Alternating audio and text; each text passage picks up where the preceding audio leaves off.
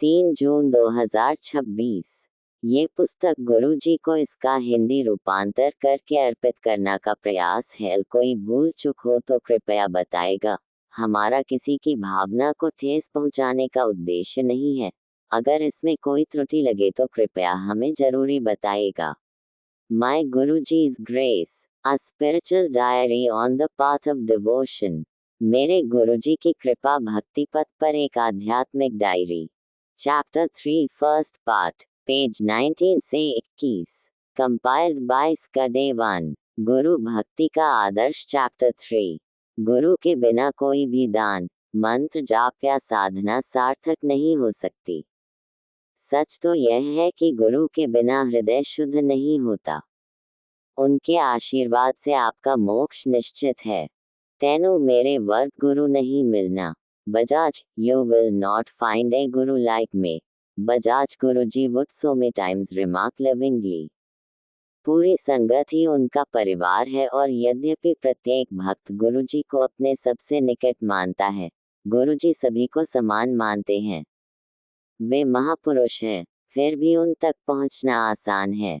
वे अपने शिष्यों के कष्टों का बोझ कम करने और उन्हें कल्याण प्रदान करने आए हैं।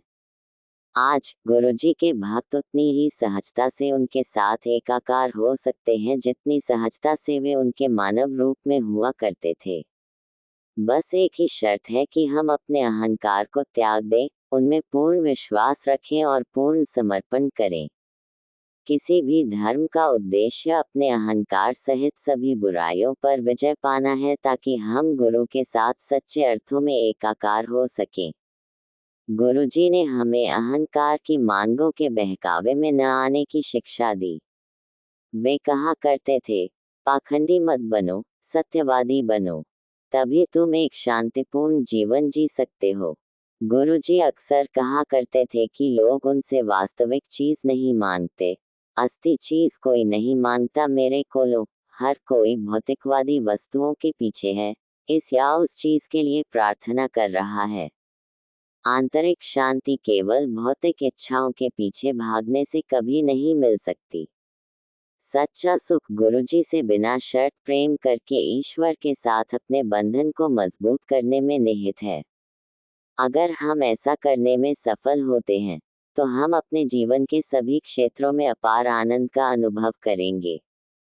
हालांकि परम दयालु गुरुजी अपनी संगत की सीमाओं को जानते हैं और इसलिए जब वे हमें आशीर्वाद देते हैं, तो हमें सब कुछ देते हैं।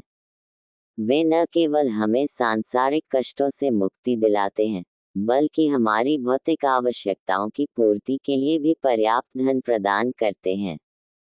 जब हम समस्याओं या दुखों से घिरे होते हैं, तो उनका सत्संग हमें शक्ति प्रदान करता है और हमें अपना भावनात्मक संतुलन बनाए रखने में मदद करता है। उनके आशीर्वाद का खजाना कभी खत्म नहीं होता और बड़े मंदिर से कोई भी कभी खाली हाथ नहीं जाता। हमारी भक्ति किसी भी रूप में हो सकती है, चाहे वह कोई भी देवता या देवी हो। गुरुजी हमें उसी रूप में दर्शन देंगे जिसे हम सबसे अधिक चाहते हैं। यदि आप अपने गुरु को पुकारते हैं, तो वे आपकी सहायता के लिए अवश्य आएंगे। वे आपको कभी निराश नहीं करेंगे। हालांकि अपने मन रूपी पात्र को शुद्ध और मैल से मुक्त रखना आवश्यक है। इसके लिए आवश्यक है कि हम उसे बुरे विचारों और दुर्भावनाओं की अशुद्धियों से मुक्त करें। गुरुजी सदैव हमारी प्रार्थनाओं का उत्तर देते हैं और हमें वह प्रदान करते हैं जो हमारे लिए अच्छा है। गुरुजी कभी नहीं चाहते थे कि हम में से कोई भी अपने पारिवारिक जीवन का परित्याग करे और उन्होंने इस बात पर जोर दिया कि पारिवारिक जिम्मेदारियों को निभाते हुए भी भक्ति प्राप्त की जा सकती है।